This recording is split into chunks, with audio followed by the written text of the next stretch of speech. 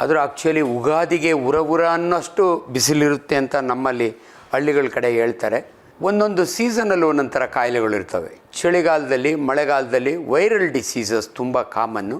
Particularly ಮಕ್ಕಳಲ್ಲಿ ಮತ್ತು ವಯಸ್ಸಾದವರಲ್ಲಿ dehydration, ಮೈನಿಂದ ನೀರು ಮತ್ತು ಲವಣ ವೇಸ್ಟ್ ಆಗೋದು, ಸ್ವೆಟಿಂಗ್ ಆಗುತ್ತೆ. ಈ ಸಾಂಕ್ರಾಮಿಕ ಕಾಯಿಲೆಗಳಲ್ಲಿ ಬೇಸಿಗೆಯಲ್ಲಿ ಭಾಳ ಕಾಮನ್ ಅಂದರೆ ಡಯೇರಿಯಾ. ಒಂದು ಕಡೆ ಕಾಲರ ಶುರುವಾಯಿತು ಅಂದರೆ ಪರ್ಟಿಕ್ಯುಲರ್ಲಿ ಕಾಲರದಲ್ಲಿ ಇಟ್ಸ್ ಎ ಬ್ಯಾಕ್ಟೀರಿಯಲ್ ಡಿಸೀಸ್ ಅದು. ಸೊ ಒಂದು 10-12 ಸಾರಿ ಲೂಸ್ ಮೋಷನ್ ಆಯಿತು ಅಂದರೆ ಮಕ್ಕಳು ಭಾಳ ಬೇಗ ಡಿಹೈಡ್ರೇಟ್ ಆಗಿ ಜೀವ ಕಳ್ಳೋದಂಗೆ ಆಗುತ್ತೆ. ಸೀಸನಲ್ ಫ್ರೂಟ್ಸ್ ತಿನ್ನಬೇಕು ಯಾವಾಗಲೂ ಕೂಡ. ಕಲ್ಲಂಗಡಿ ಹಣ್ಣು ಮತ್ತು ಕರ್ಬೂಜದ ಹಣ್ಣನ್ನು ದೇವರು ಈ ಸೀಸನ್ನಲ್ಲೇ ಕೊಟ್ಟಿರೋದು.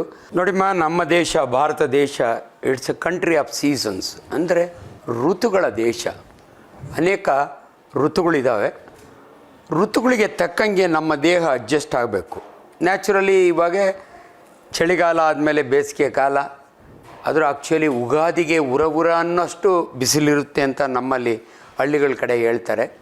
ಶಿವರಾತ್ರಿಗೆ ಶಿವ ಅಂತ ಚಳಿ ಇರಬೇಕಿತ್ತು, ಆದರೆ ಆ್ಯಕ್ಚುಲಿ ಇವಾಗ ಶಿವರಾತ್ರಿಗೇ ಬೇಸಿಗೆ ಶುರುವಾಗಿದೆ. ತಾವು ಹೇಳ್ದಂಗೆ ಮನುಷ್ಯನಿಗೆ ಒಂದೊಂದು ಸೀಸನಲ್ಲಿ ಒಂದೊಂದು ಥರ ಕಾಯಿಲೆಗಳಿರ್ತವೆ. ಚಳಿಗಾಲದಲ್ಲಿ, ಮಳೆಗಾಲದಲ್ಲಿ ವೈರಲ್ ಡಿಸೀಸಸ್ ತುಂಬ ಕಾಮನ್ನು. ಪರ್ಟಿಕ್ಯುಲರ್ಲಿ ಲಾಸ್ಟ್ ಟೈಮ್ ನಾವು ಅದರ ಬಗ್ಗೆ ಭಾಳ ಚಿಂತೆನೂ ಆಗಿತ್ತು. ಕೊರೋನಾ ಅವೆಲ್ಲ ಕಾಯಿಲೆಗಳು ಕೂಡ ಚಳಿಗಾಲದಲ್ಲಿ ಬಂದಂಥವು. ಬೇಸಿಗೆಯಲ್ಲಿ ಮೇಯ್ನ್ ನಮ್ಮ ಬಾಡಿ ಟೆಂಪ್ರೇಚರ್ ನೋಡಿ. ನಾವು ಬೆಂಗಳೂರಿನಾಗಿದ್ದೀವಿ. ನಾನು MBBS ಓದಿದ್ದು ಬಳ್ಳಾರಿ ಮೆಡಿಕಲ್ ಕಾಲೇಜ್. ಅಲ್ಲೆಲ್ಲ 44-45 ಡಿಗ್ರಿಗೆ ಹೋಗೋದು. ಗುಲ್ಬರ್ಗ 47 ಡಿಗ್ರಿವರೆಗೂ ಹೋಗುತ್ತೆ.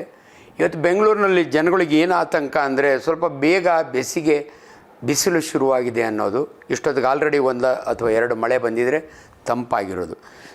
ಬೇಸಿಗೆಯಲ್ಲಿ ಭಾಳ ಇಂಪಾರ್ಟೆಂಟ್ ಅಂದರೆ ಪರ್ಟಿಕ್ಯುಲರ್ಲಿ ಮಕ್ಕಳಲ್ಲಿ ಮತ್ತು ವಯಸ್ಸಾದವರಲ್ಲಿ ಡಿಹೈಡ್ರೇಷನ್, ಅಂದರೆ ಮೈನಿಂದ ನೀರು ಮತ್ತು ಲವಣ ವೇಸ್ಟ್ ಆಗೋದು, ಸ್ವೆಟಿಂಗ್ ಆಗುತ್ತೆ.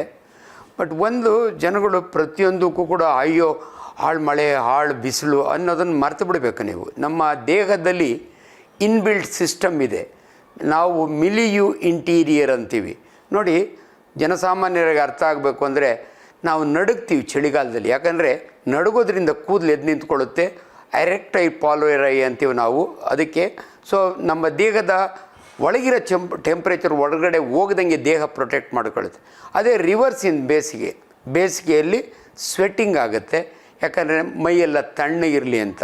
ಆದ್ದರಿಂದ ಬಟ್ ಕೆಲವು ಕಾಯಿಲೆಗಳು ಸಾಂಕ್ರಾಮಿಕ ಕಾಯಿಲೆಗಳು, ಕೆಲವು ನಾನ್ ಸಾಂಕ್ರಾಮಿಕ ಅಂದರೆ ನಾನ್ ಕಮ್ಯುನಿಕೇಬಲ್ ಡಿಸೀಸಸ್ ಕೆಲವು. ಈ ಸಾಂಕ್ರಾಮಿಕ ಕಾಯಿಲೆಗಳಲ್ಲಿ ಬೇಸಿಗೆಯಲ್ಲಿ ಭಾಳ ಕಾಮನ್ ಅಂದರೆ ಡಯೇರಿಯಾ, ಗ್ಯಾಸ್ಟ್ರೋ ಎಂಟ್ರೈಟಿಸ್ ಅಂತೀವಿ ನಾವು. ಕಾಲರ ಕೂಡ ಭಾಳ ಕಾಮನ್ನು. ಅದರೊಳಗಾಗಿ ಇನ್ನೊಂದು ನಾವು ಅಬ್ಸರ್ವ್ ಮಾಡ್ದಂಗೆ ಬೇಸಿಗೆ ಕಾಲದಲ್ಲಿ ಈ mass cooking, mass feeding more common. ಅಂದರೆ ಜಾತ್ರೆಗಳು ಜಾಸ್ತಿ, ಊರ ಹಬ್ಬಗಳು ಜಾಸ್ತಿ, ಇಂಥವೆಲ್ಲ ಕೂಡ ಬೇಸಿಗೆಯಲ್ಲಿ ಇರೋದರಿಂದ ಆ ಫುಡ್ ಕಂಟಾಮಿನೇಷನ್. ಒಂದು ಕಡೆ ಕಾಲರ ಶುರುವಾಯಿತು ಅಂದರೆ ಪರ್ಟಿಕ್ಯುಲರ್ಲಿ ಕಾಲರದಲ್ಲಿ ಇಟ್ಸ್ ಎ ಬ್ಯಾಕ್ಟೀರಿಯಲ್ ಡಿಸೀಸ್ ಅದು.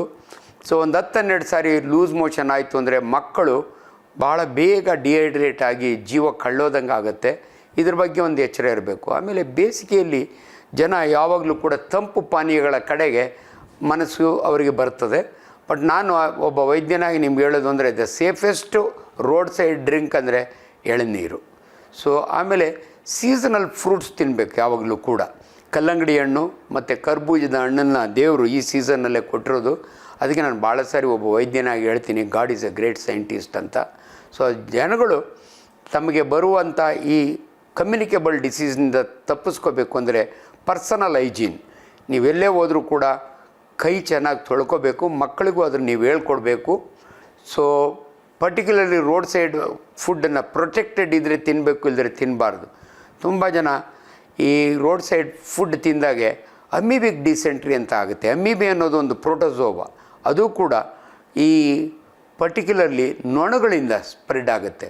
ಆ್ಯಂಡ್ ಭಾಳ ಜನಕ್ಕೆ ಒಂದು ತಪ್ಪು ತಿಳುವಳಿಕೆ ಇದೆ, ಬೆಲ್ಲ ತಿಂದರೆ ಜಂತುಳ ಕಿರ್ಮೆ ಹುಳ ಆಗುತ್ತೆ ಅಂತ. ಆ್ಯಕ್ಚುಲಿ ಬೆಲ್ಲದಿಂದ ಅಲ್ಲ, ಅದು ರೋಡ್ ಸೈಡ್ ಡಿಫಿಕೇಷನ್ ಆಗಿರುತ್ತೆ. Particularly village side. ನೀವು ಈಚೀಚೆಗಂತೂ ಪರವಾಗಿಲ್ಲ, ಎಲ್ಲೋ ಒಂದು ಕಡೆ ಮೋದಿಯವರ ಸ್ಕೀಮ್ನಲ್ಲಿ ಎಲ್ಲ ಕಡೆ ಟಾಯ್ಲೆಟ್ಗಳು ಜಾಸ್ತಿ ಆಗಿದ್ದಾವೆ. ಮೊದಲೆಲ್ಲ ಎಲ್ಲೆಂದ್ರಲ್ಲೇ ಡಿಫಿಕೇಷನ್ ಮಾಡೋರು. ಸೊ ನೊಣಗಳು ಅದ್ರ ಮೇಲೆ ಕೂತಾಗೆ ಅದರೊಳಗಿರುವ ಮೊಟ್ಟೆಯನ್ನು ತಂದು ಬೆಲ್ಲದ ಮೇಲೆ ಇಡೋವು. ಆ ಬೆಲ್ಲನ ಜನ ತಿನ್ನಲೇಬೇಕು, ಅದನ್ನು ತೊಳೆದಿರನ್ನೇ ತಿನ್ನೋದು, ಬೆಲ್ಲ ಯಾರು ತೊಳೆದು ತಿನ್ನಲ್ಲ. ಆದ್ದರಿಂದ ಈ ರೀತಿಯ ಇನ್ಫೆಕ್ಷನ್ಸ್ ಆಗೋದ್ರಿಂದ ಗಮನದಲ್ಲಿಟ್ಕೋಬೇಕು. ಇನ್ನೊಂದು ಹೀಟ್ ಸ್ಟ್ರೋಕ್ ಅಂತಾರಲ್ಲ, ಅದು ನಮ್ಮ ಸೌತ್ ಇಂಡಿಯಾದೊಳಗೆ ಎಲ್ಲೂ ನಾವು ರೆಕಾರ್ಡೇ ಮಾಡಿಲ್ಲ, ಅಂದರೆ ನೋಡೋದೇ ಇಲ್ಲ. ನೀವು ಡೆಲ್ಲಿ ಅಥವಾ ನಾರ್ತ್ ಇಂಡಿಯಾಗೆ ಹೋದರೆ ಈ ಸ್ಟ್ರೋಕ್ ಯೂಶ್ವಲಿ 52 ಡಿಗ್ರಿ ಕ್ರಾಸ್ ಆದರೆ ಈಸ್ಟ್ ಸ್ಟ್ರೋಕ್ ಆಗುತ್ತೆ. ಅಂದರೆ ಬಿಸಿಲಿನ ಜಳ ಜಾಸ್ತಿ ಆದರೆ ಎಲ್ಲೋ ಮನುಷ್ಯನ ಜೀವ ಕಳ್ಳೋದಂಗಾಗಿ ಬಿಸಿಲಿನಲ್ಲಿ ಬಿದ್ದೋಗ್ತಾರೆ. ಆ ಸಮಯದಲ್ಲಿ ಅವ್ರಿಗೆ ಸರಿಯಾದ ಟ್ರೀಟ್ಮೆಂಟ್ ಕೊಡ್ತಿದ್ರೆ ಸಾವು ನೋವು ಕೂಡ ಆಗುತ್ತೆ. ಅದರಿಂದ ಬೇಸಿಗೆಯ ಕಾಯಿಲೆಗಳಲ್ಲಿ ಬಹಳ ಮುಖ್ಯವಾಗಿ ಸನ್ ಸ್ಟ್ರೋಕು, ಹೀಟ್ ಸ್ಟ್ರೋಕು, ತುಂಬ ಡಿಹೈಡ್ರೇಷನ್ ಆಗೋದು ಇದು ಕಾಮನ್ನು. ಎರಡನೇದು ಕಮ್ಯುನಿಕೇಬಲ್ ಡಿಸೀಸ್. ಇವೆರಡರ ಬಗ್ಗೆ ಎಚ್ಚರ ವಹಿಸಬೇಕು ಅಂತ ಹೇಳ್ತೀನಿ.